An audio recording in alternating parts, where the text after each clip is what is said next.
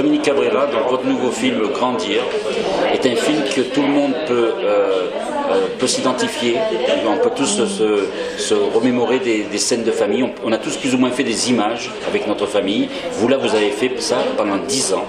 Et donc, comment on réussit, en tant que cinéaste, à raconter sa propre histoire? Bon, vous l'aviez déjà fait, d'accord, mais... Ben, je sais pas, en fait, pendant... Je voulais faire un portrait d'eux, en fait. Je voulais garder une image d'eux. Je crois que je voulais qu'ils ne meurent pas à travers un film.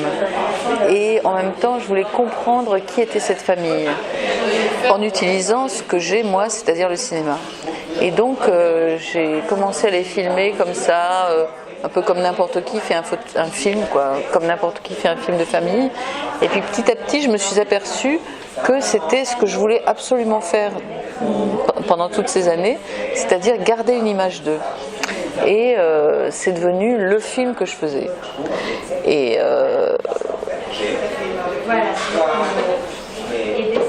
c'était douloureux parfois?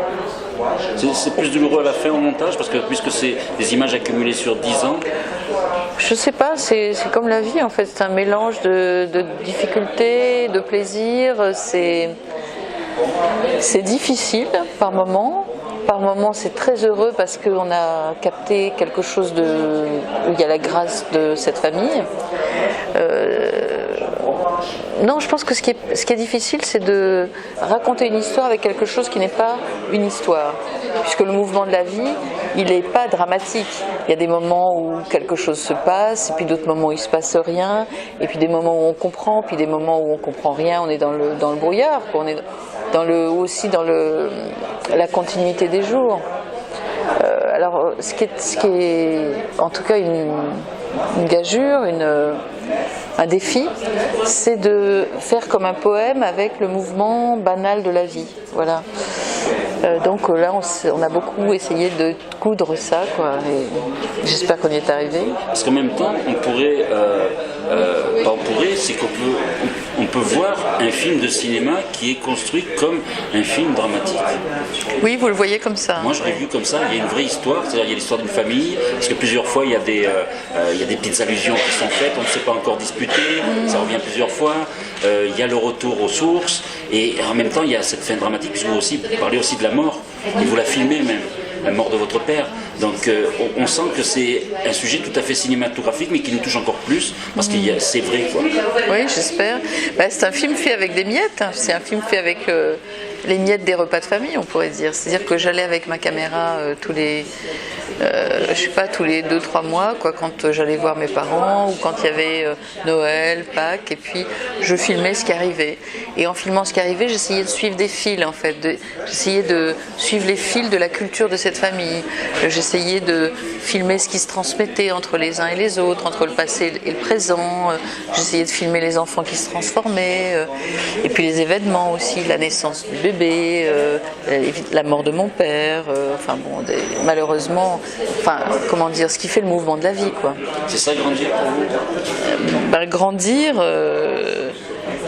c'est peut-être accepter que le temps passe, accepter qu'on soit mortel. C'est ce qu'on voit à travers la mort des autres, et puis le fait que les enfants grandissent, c'est qu'on disparaît, hein. Et ce qui lutte contre la disparition, c'est le cinéma, c'est la photographie, c'est ce qui reste, c'est les rapports avec les autres aussi, c'est ce qui se transmet. Le film raconte ça, parle de ça, essaye de capter ça, ce qui se transmet entre les parents et les enfants, entre les enfants petits et puis les arrière-grands-parents, etc. En fait, c'est les ressemblances, les manières d'être, ce qui fait que quelque chose reste en fait de ceux qui ont disparu. C'est pas facile à filmer, en même temps, arriver à le capter, c'est vraiment heureux. En même temps, tous les membres de la famille, est-ce que ça a été difficile pour leur dire maintenant il va y avoir un film qui va sortir dans les salles? Je les ai filmés pendant 10 ans, alors je pense que moi-même je ne savais pas tout à fait s'il y avait un film, et puis à un certain moment j'ai commencé à le fabriquer, puis à un certain moment c'était vraiment un film, donc je leur ai montré, enfin tout ça c'est pas fait juste en une seule fois, quoi. Et puis j'étais pas sûre qu'on puisse le sortir, et puis ensuite on l'a sorti. Enfin, vous voyez, c'est tout un mouvement. Oui, parce que vous nous avez révélé que vous vouliez le finir avant, même comme il finit à l'heure actuelle. Ils étaient avec moi, en fait, je crois. Voilà, ils ont été avec moi. Ça, mais c'est aussi que c'est des gens formidables. C'est ce qu'on voit dans le film. Oui. Toute votre vie, vous avez essayé de saisir comme ça des moments avec votre caméra, l'appareil photo, ça a été... Oui, c'est vrai que c'est souvent, par exemple, quand je suis pas bien, triste ou déprimée, c'est vrai que quand je prends mon appareil photo et que je vais faire une photo ou deux photos, filmer un petit truc, ça va mieux. Je me demande pourquoi. Je crois que c'est... Je me suis dit, mais peut-être c'est simplement parce que je suis arrivée à arracher de la disparition un moment et je ne sais pas pourquoi ça me fait du bien. Et ce film, c'est ça. Oui, le film vous fait du bien, c'est ce que j'allais dire. Bah oui, ça m'a fait du bien. En même temps, c'était difficile à faire, mais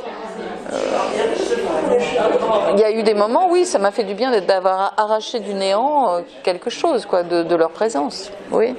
Moi, je sais que personnellement, le fait de ne pas avoir d'image de famille, c'est quelque chose qui me, vous voyez, à travers votre film, me dit, ben voilà, j'ai un manque dans ma vie aussi par rapport à l'histoire de la famille. Donc vous allez loin parce que vous allez jusqu'à vos racines aussi.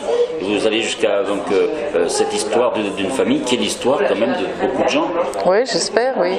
Oui. C'est-à-dire que c'est ce que je voyais en le faisant, c'est comment c'était très personnel et intime et comment ça pouvait être banal en fait, comment c'était la vie de n'importe qui. Tout le monde a des secrets dans le placard, des naissances, des morts, des voyages vers les origines, enfin c'est banal est peut-être pas le mot, c'est commun, voilà. Notre vie dans ce qu'elle a de plus intime, en même temps, elle est commune à tous. Et ça c'était, comment dire, c'était vertigineux et en même temps c'était comme une vitamine quoi. Et Marseille a toujours été, puisque le film est tourné en partie à Marseille, puisque vous y allez souvent, c'est quelque chose d'essentiel pour vous, le fait que votre famille soit arrivée à Marseille? Oui, ben là j'y étais cet été, je me disais, mais Marseille, c'est comme la porte de la France, en fait, pour moi. C'est-à-dire, voilà, on vient d'Algérie et on arrive à Port-Vendre, le bateau arrive à Marseille, enfin c'est ça, c'est la première porte vers la France. Hein. Et en même temps, quand on est à Marseille, maintenant, quand je suis à Marseille, c'est l'Algérie que je vois, c'est l'autre côté en fait, là où on n'est plus. Donc Marseille, il a cette espèce de double personnalité, de double image en fait. L'entrée, puis en même temps, le point d'où on peut voir l'autre côté. Enfin, ne pas le voir, l'imaginer. Oui, et puis quand on est à Marseille, on est quand même comme dans l'écho du pays perdu, parce qu'on est dans la Méditerranée. Alors, ce qui est important, c'est l'échange avec les spectateurs qu'il y a à la fin. On sent qu'il y a une vraie communion, que vous aussi, vous êtes là, on ne sait pas ce que les spectateurs peuvent ressentir, mais en tout cas, vous communiez vraiment avec eux, il y a un vrai échange. Donc merci. C'est comment dire, est-ce que c'est dur à vivre ça à chaque fois? Non, c'est bien, non, c'est bien, non, c'est bien. Quand j'y arrive, j'essaye d'y arriver. C'est fatigant? Ben oui, c'est pas rien quoi, c'est émouvant disons, c'est bouleversant, oui. Non, c'est heureux, c'est vachement heureux parce qu'on sent que voilà, il y a des gens, on n'est pas seul au monde quoi, c'est ça qui est bien. Quels sont les échanges les plus forts que vous avez pu avoir avec une salle? Mais là on commence, hein, donc je commence à le montrer, c'était aujourd'hui, il y a eu quelques autres fois, mais aujourd'hui c'était bouleversant. Là. Quand la spectatrice s'est mise à pleurer, là, je pensais que j'allais pleurer moi aussi. Hein. C'était comme un cadeau, quoi. Alors là, vous allez faire plusieurs villes. Beaucoup de villes. Je vais aller dans beaucoup de villes. Notamment à Gardanne. Et je vais aller à Gardanne, ça c'est super. Non, puis c'est heureux de retourner à Gardanne parce que c'est le signe d'une amitié, quoi. Je suis venue souvent. Je vais encore montrer le film encore une fois. Oui, qu'il y ait des liens qui persistent, c'est vraiment très heureux, oui. Voilà, c'est ça, c'est un film sur le lien et en même temps, vous disiez aussi voir. Oui, c'est vrai, c'est un film peut-être sur le fait que voir, c'est comme... c'est à travers la vision qu'on existe, en fait, parce qu'on existe dans le regard de l'autre. Quand quelqu'un disparaît, on ne va plus le voir, mais il ne va plus vous voir. Et donc, ce qu'il y a entre nous, ce lien, cet espace va disparaître. oui. J'ai l'impression que le film est complètement tissé là-dessus, en fait, sur comment voir, comment c'est à travers la vision qu'on existe. Alors moi j'aimerais vous faire un compliment pour terminer, parce que souvent c'est vrai que quand les cinéastes parlent d'eux, c'est souvent nombriliste. Vous, à travers votre œuvre, vous parlez souvent de vous. Là, vous parlez complètement de vous depuis les 2 derniers films, et ce n'est jamais nombriliste. Bon, tant mieux. Voilà, non mais c'est vrai parce que ça pourrait être, vous voyez, quelque chose de... Je sais pas, c'est-à-dire qu'est-ce que c'est nombriliste? En fait, c'est peut-être le ressassement qui est nombriliste. Qu'est-ce qui vous apparaît comme nombriliste? Je sais pas, mais je me dis c'est peut-être le ressassement. Alors moi je suis beaucoup dans le ressassement, mais quand je fais un film, j'essaye d'ouvrir. Donc c'est peut-être ça que vous ressentez en fait. Comment il y a de la répétition comme pour tout le monde, mais il y a un effort pour en sortir, disons. C'est peut-être ça. Je sais pas. Oui, non, mais en tout cas, voilà, c'est ce qu'on ressent parce qu'en même temps, il y a un vrai regard de cinéaste que l'on ressent en même temps, donc faites passer des choses. Donc ça, c'est le cinéma que l'on aime, je pense, et qui fonctionne auprès des spectateurs parce qu'on leur parle vraiment d'eux et on ne triche pas. Donc je pense que c'est quelque chose que l'on ressent et que les spectateurs nous font ressentir aussi à chaque fois. C'est pour ça que l'échange est aussi... Ah là là, oui. C'était bien en tout cas. Est-ce que vous avez maintenant envie de revenir un petit peu à des films de fiction faisant... Oui, en fait là je suis en train, j'étais à Marseille pendant 3 mois là, pendant cet été, parce que j'écris l'adaptation d'un roman qui se passe à Marseille, qui est Corniche Kennedy de Mélisse de Kerangal. C'est un film sur les jeunes gens qui sautent de la Corniche Kennedy à Marseille.